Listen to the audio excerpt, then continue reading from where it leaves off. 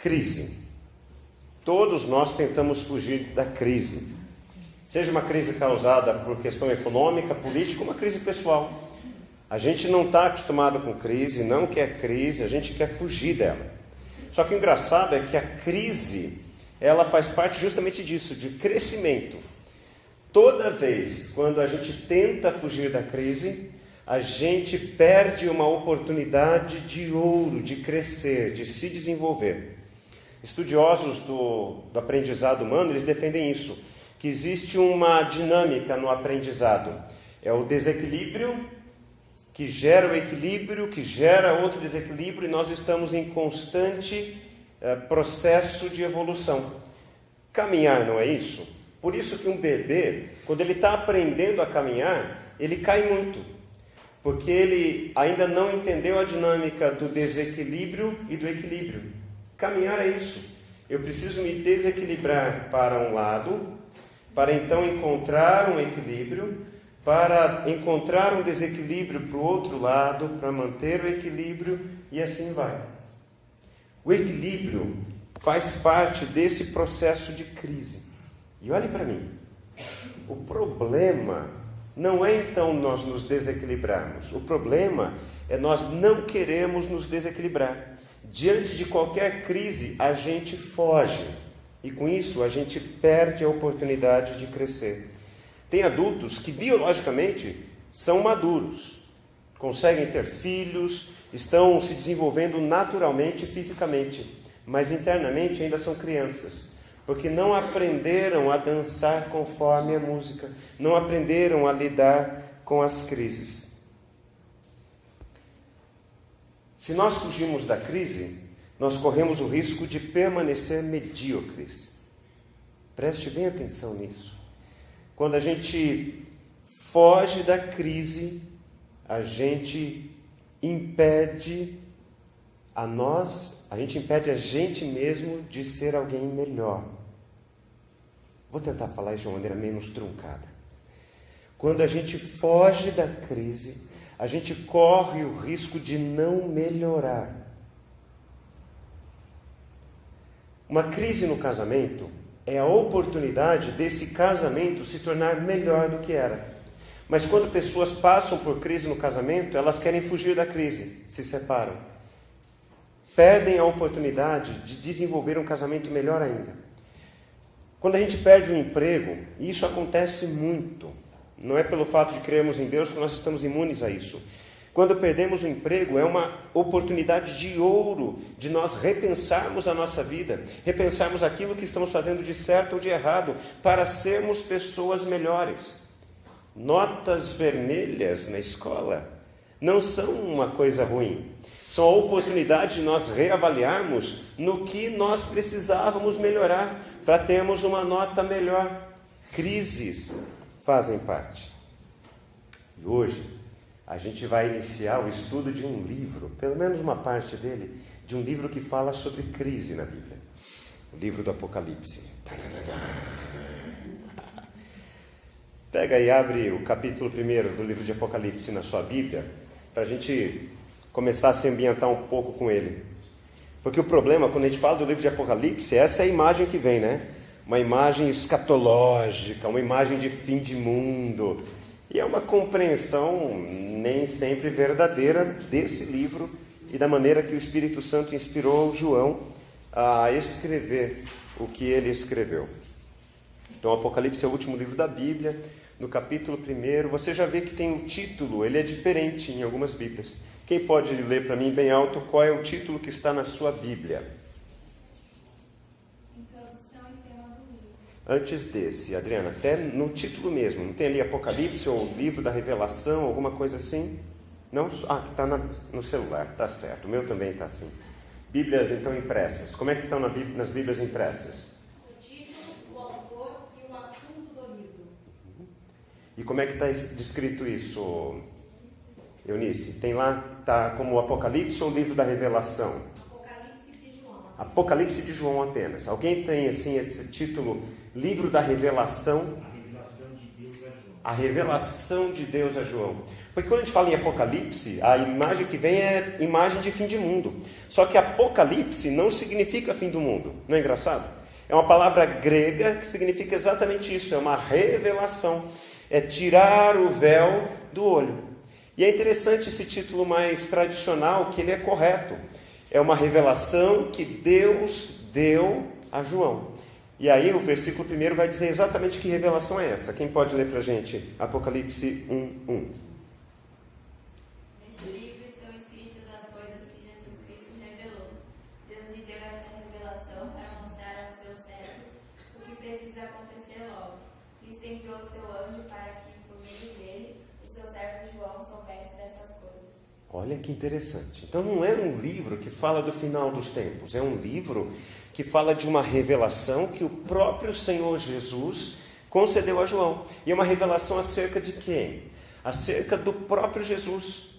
É tirar o véu para que as pessoas compreendam quem é Jesus e o que ele tem a falar para 7 igrejas, porque depois João é direcionado pelo Espírito a isso, a escrever 7 cartas, uma carta para cada igreja da Ásia Menor, que estavam passando uma perseguição terrível, uma terrível crise. O Apocalipse é um convite a uma reavaliação da sua vida, antes que tudo acabe.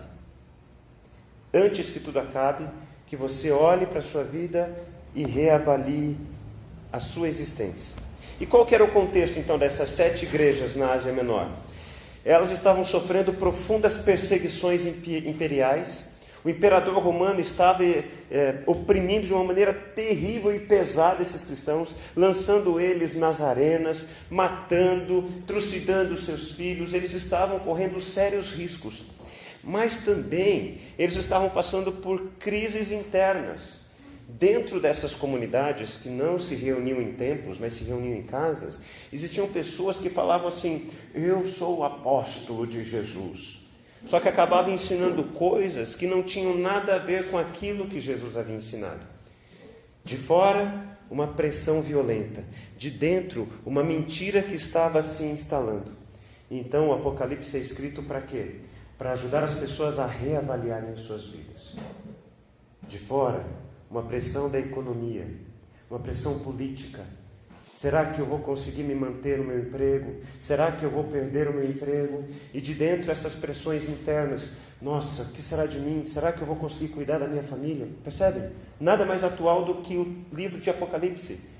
Nós estamos sofrendo essas pressões externas, essas pressões internas. E o livro é um convite a nós não olharmos mais para nós mesmos, não olharmos para as circunstâncias externas e internas, mas olharmos para Jesus. Livro da revelação do nosso Senhor Jesus. E o tema desse mês é este, a nossa série, A Igreja Serve para Quê? E a gente vai começar com a primeira carta de João, a primeira igreja da Ásia Menor. Apocalipse capítulo 2, versículos 1 a 7. Apocalipse capítulo 2, versículos 1 a 7. Diz assim a palavra: ao anjo da igreja em Éfeso escreva: estas são as palavras daquele que tem as 7 estrelas em sua mão direita e anda entre os 7 candelabros de ouro. Eu conheço as suas obras, o seu trabalho árduo e a sua perseverança.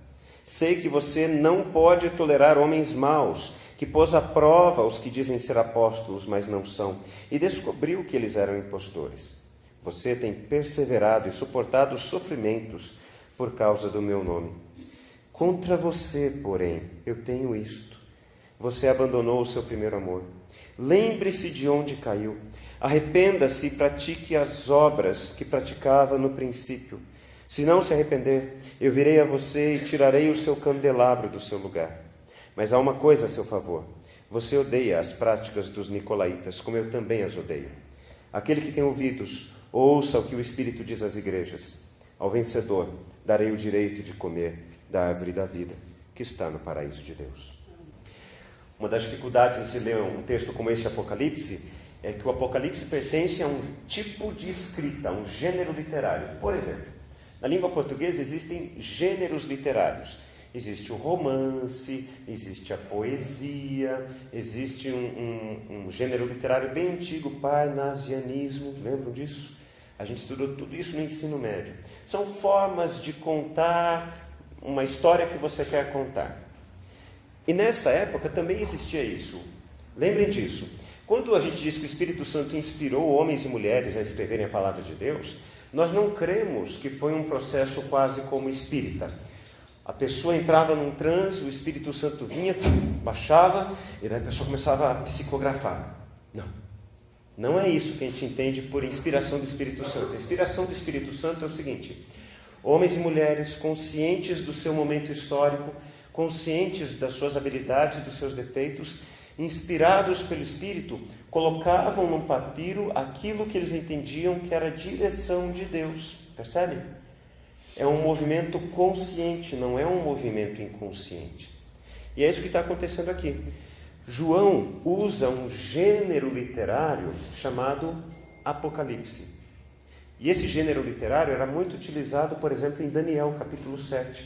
Em períodos de intensa perseguição, usava-se esse gênero literário. Por quê? Você usa muitos números, muitos símbolos, que quem não faz parte do seu grupo entende bulhufas. Mas se você faz parte do grupo, você sabe o que está sendo dito ali. Por isso, Apocalipse tem muita questão de números.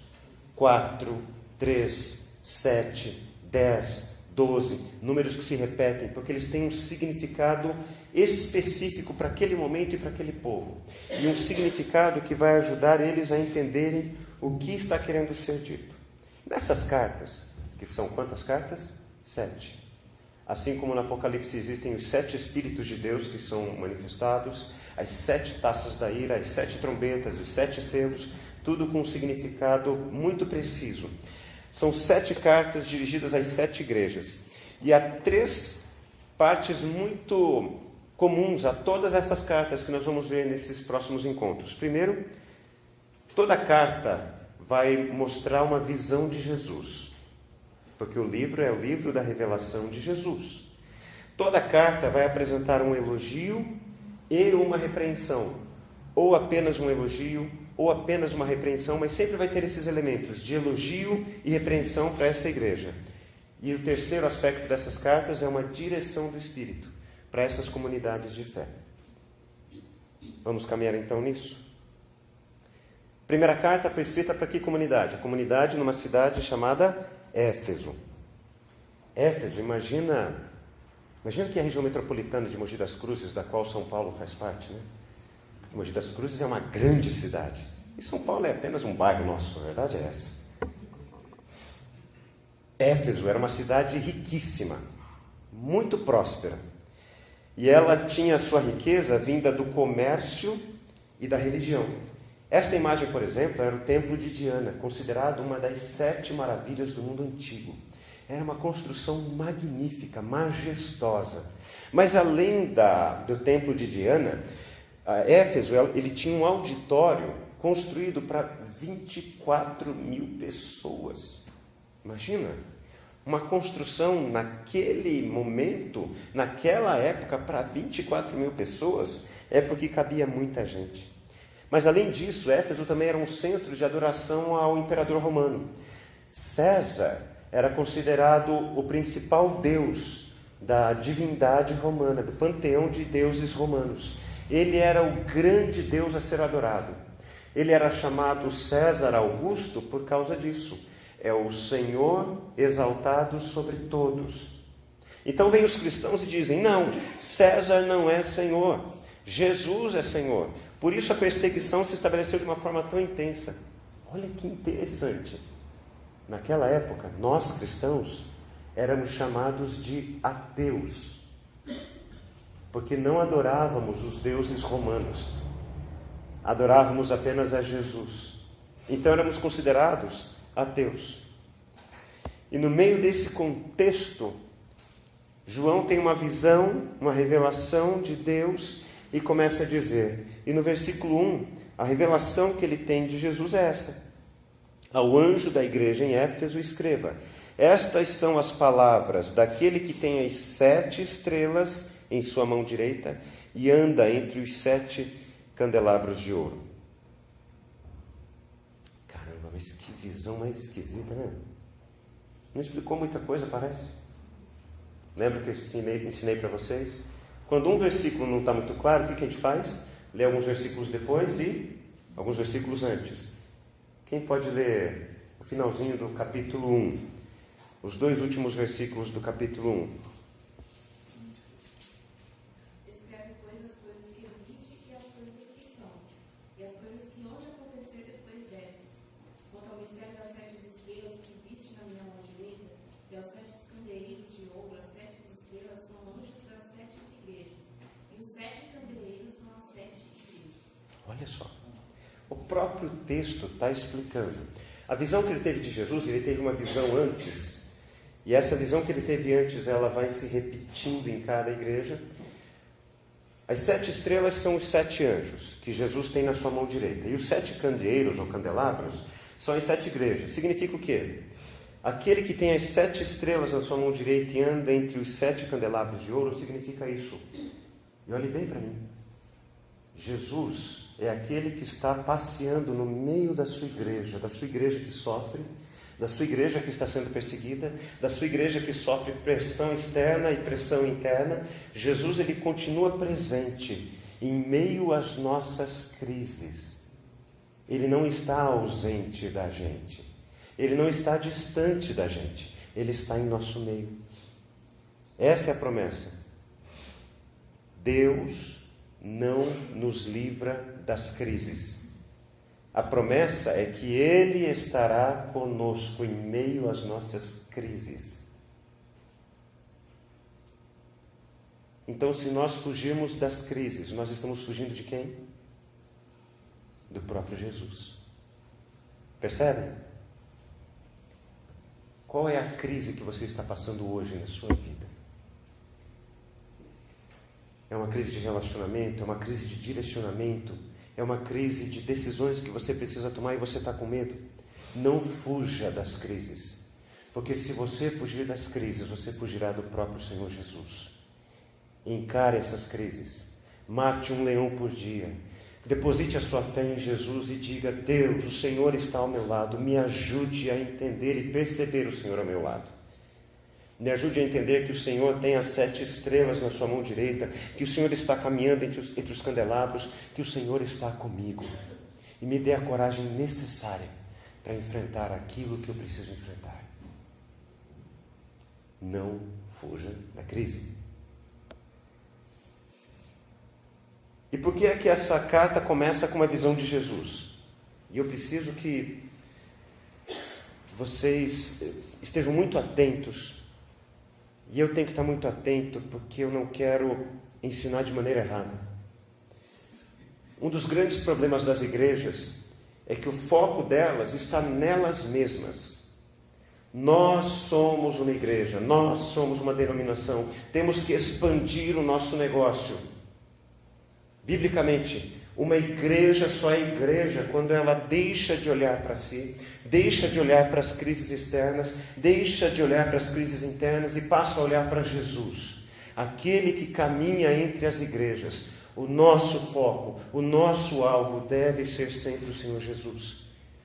Como igreja, nós oramos aqui no início: Deus, nos ajude a termos tudo em comum, a termos unidade. Nós só seremos comuns com a mesma unidade se tivermos Jesus como centro das nossas vidas, das nossas casas, da nossa existência. Percebem isso? Ele é o Senhor dessa igreja. Vocês podem ter ideias diferentes para que essa igreja cresça, e faz parte. Mas se nós tivermos ideias diferentes, essa igreja será um Frankenstein. Ela não será aquilo que Jesus quer que seja. Por isso nós estamos buscando a Jesus, um mês de oração, para que a gente aprenda a ouvir a voz dele. Entendem? Há uma poesia muito linda que diz assim: uma noite, na verdade é um escrito, não é uma poesia. Uma noite eu tive um sonho. E sonhei que eu estava andando na praia com o Senhor. E no céu passavam cenas da minha vida. Para cada cena que passava, eu percebi que eram deixados 2 pares de pegadas na areia. Um era meu e o outro era do Senhor. Quando a última cena da minha vida passou diante de nós, eu olhei para trás, para as pegadas na areia, e notei que muitas vezes no caminho da minha vida havia apenas um par de pegadas na areia. Eu notei também que isso aconteceu nos momentos mais difíceis e angustiantes da minha vida. E isso me aborreceu muito, e eu perguntei então ao meu Senhor: Senhor, Tu não me disseste que, tendo eu resolvido te seguir, Tu andarias sempre comigo em todo o caminho? Mas eu observei que durante os momentos mais difíceis da minha vida, havia apenas um par de pegadas na areia. Eu não compreendo. Por que nas horas em que eu mais necessitava de Ti, Tu me deixaste sozinho? E o Senhor, olhando com doçura nos meus olhos, me respondeu: meu querido filho, eu jamais deixaria você nas horas de provas e sofrimento. Quando você viu na areia apenas um par de pegadas, eram as minhas, pois nesses momentos eu carregava você nos meus braços. Jesus é aquele que caminha por entre o seu povo, mesmo durante a crise que o seu povo passa. Há uma citação muito interessante desse autor chamado Eugene Peterson. E ele diz assim: existe uma enorme diferença entre o que nós pensamos que podemos fazer e o que Deus nos chama a realizar. Domingo passado a gente viu um pouco disso. A gente está percebendo que a gente só vai provocar alguma mudança nessa cidade quando a gente estiver junto, com o mesmo propósito, com o nosso olhar e o nosso coração fixados em Jesus. Quando a gente entender que Ele é o Senhor dessa igreja. Então já não basta mais a gente fazer aquilo que a gente acha que tem que ser feito. Porque existe uma enorme diferença entre o que nós pensamos que podemos fazer e o que Deus nos chama a realizar. E a pergunta é essa: o que Ele nos chama a realizar? E nos versículos 2 a 6, a gente percebe que Jesus está ditando essa carta a João e está dizendo o que ele reconhece na igreja em Éfeso.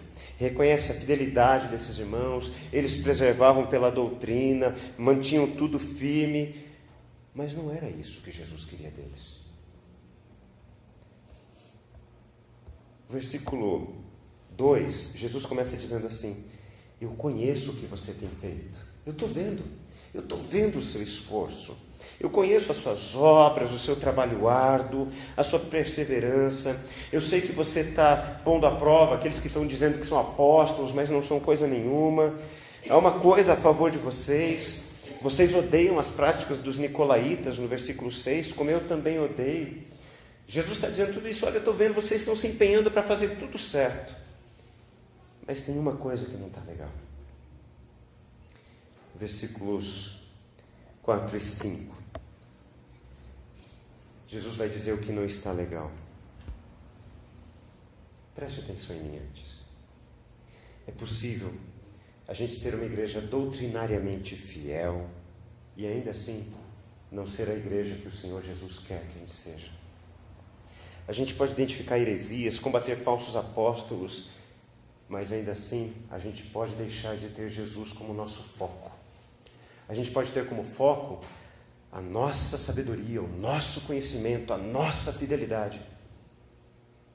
Que se exploda tudo isso. Se Jesus não for o foco, o centro da nossa vida, da nossa fé, nada disso importa. Alguém pode ler para a gente os versículos 4 e 5, por favor? Tenho, porém, contra ti que abandonaste o teu primeiro amor. Lembra-te, pois de onde caíste, arrepende-te e volta à prática das primeiras obras. E se não, venho a ti e moverei do seu lugar o teu candeeiro, caso não te arrependas. Isso. Obrigado, Eunice. Vocês estão atentos a detalhes, vocês estão cuidando de tudo, vocês estão sendo fiéis, vocês estão se empenhando. Eu conheço a perseverança de vocês, mas contra vocês eu tenho uma coisa: vocês abandonaram o primeiro amor. Porque no final das contas, O que vai contar diante de Deus é o quanto nós amamos a Deus. E é por isso que o convite de Jesus é este. O arrependimento não é chorar, ai Deus me perdoa porque eu errei, porque eu pequei, porque eu faço tudo errado, porque eu sou um pecador. Isso não é arrependimento, isso é remorso. O remorso, ele provoca essa sensação esquisita, né? Esse peso, que enquanto eu não chorar, enquanto eu não me debulhar, parece que eu não estou limpo. O remorso é esse sentimento. Agora, o arrependimento é mais do que um sentimento. O arrependimento é uma decisão. Você abandonou o seu primeiro amor, lembre-se de onde caiu, arrependa-se e volte. Volte a praticar as obras que você praticava no início. Volte a manifestar esse amor que vocês tinham por mim. Eu fiquei encucado, porque a igreja em Éfeso não era uma igreja que se reunia em templos, era uma igreja que se reunia nas casas. Paulo plantou essa igreja. Timóteo, de primeira e segunda carta de Paulo a Timóteo, foi pastor dessa comunidade. O próprio apóstolo João, ele passou um tempo com esses irmãos em Éfeso. Aí eu fui pesquisar o que o pessoal dizia sobre essa igreja. E aí eu entendi o porquê dessa dica de Jesus para essa igreja.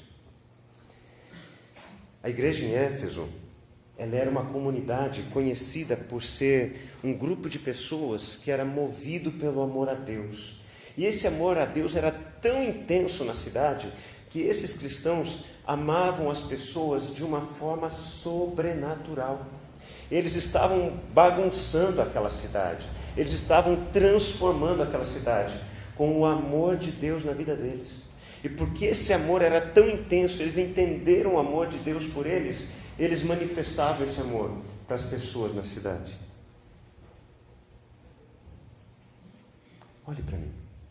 Quando uma igreja deixa de ser amorosa, há o risco dela se tornar uma igreja rancorosa.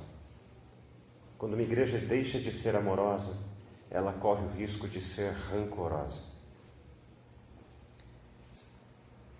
Você abandonou o seu primeiro amor. E como é que a gente manifesta o amor de Deus? Para que serve uma igreja? Uma igreja não serve para guardar a doutrina, a ordem, a tradição, o tradicionalismo, os rituais. Nós não fomos chamados para isso. Isso faz parte, mas isso não é o primordial. O essencial é termos os nossos olhos voltados em Jesus, para sermos uma igreja que manifesta o amor de Deus pela cidade. O termo que se dá a isso nos nossos dias é uma igreja missional. É uma igreja que deixou há muito tempo de ser uma igreja domingueira. É uma igreja que não se reúne mais apenas aos domingos. É uma igreja que é igreja durante a semana. É uma igreja que manifesta esse amor de Deus nas relações que nós temos no nosso dia a dia. Nós precisamos recuperar esse modo de vida evangélico, que vem do Evangelho, que vai em direção ao outro, que manifesta esse amor. Eu quero terminar compartilhando um vídeo com vocês.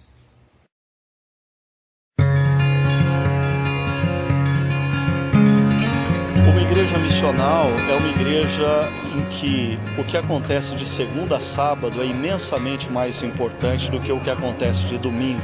Domingo é o momento em que pessoas são treinadas e desafiadas. De segunda a sábado se dá a missão.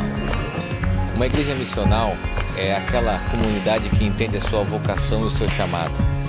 Ela não entende que é um fim em si mesmo, mas ela compreende o seu chamado e a sua relevância diante da sociedade, principalmente daqueles que não conhecem do Evangelho e do amor de Deus.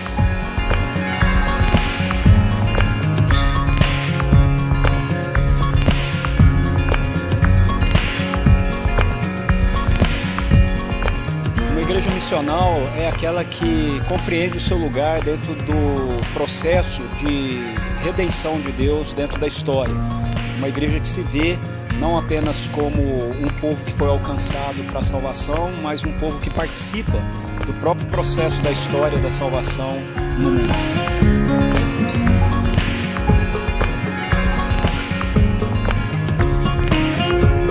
Uma igreja missional é aquela que reconhece que, sobretudo, Deus é um ser missionário, um Deus que está o tempo todo voltado para implementar o seu reino na face da terra. E a igreja missional é aquela que compreende isso e se engaja também efetivamente nesse processo. Uma igreja missional é uma igreja que, compreendendo o seu chamado, vive a realidade do seu mundo ao redor e fala com este mundo do Evangelho de Cristo de uma forma contextualizada, dinâmica, viva, eficaz, não por ela mesma, mas por aquele que a chamou, e faz isso com um amor ao mundo, o mesmo amor com que fomos amados em Cristo. This conference is about transforming churches to become missional in the midst of their culture. A missional church is a people that have learned to live distinctively, that is, live in attractive ways at the heart of the gospel for the sake of the world. So missional talks about a people that live out of the gospel, live in the biblical story, and live in such a way that they are attractive and distinctive, making known the good news by their lives, their words, and their deeds. Uma igreja missional não é apenas uma igreja atracional que, ao pregar o Evangelho, atrai pessoa para ela, mas é uma igreja que prega o Evangelho de Jesus Cristo e vidas são transformadas, e essas vidas são ensinadas a viver o Evangelho de Jesus Cristo na sociedade onde elas vivem.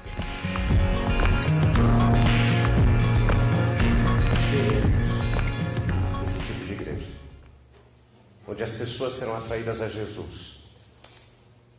E se Jesus for o nosso foco, o nosso alvo, nós nos transformarmos alguém à semelhança de Jesus, pelo poder do Espírito Santo, essas pessoas estarão aqui com a gente. E juntos nós vamos transformar essa cidade, gente, com o amor de Deus.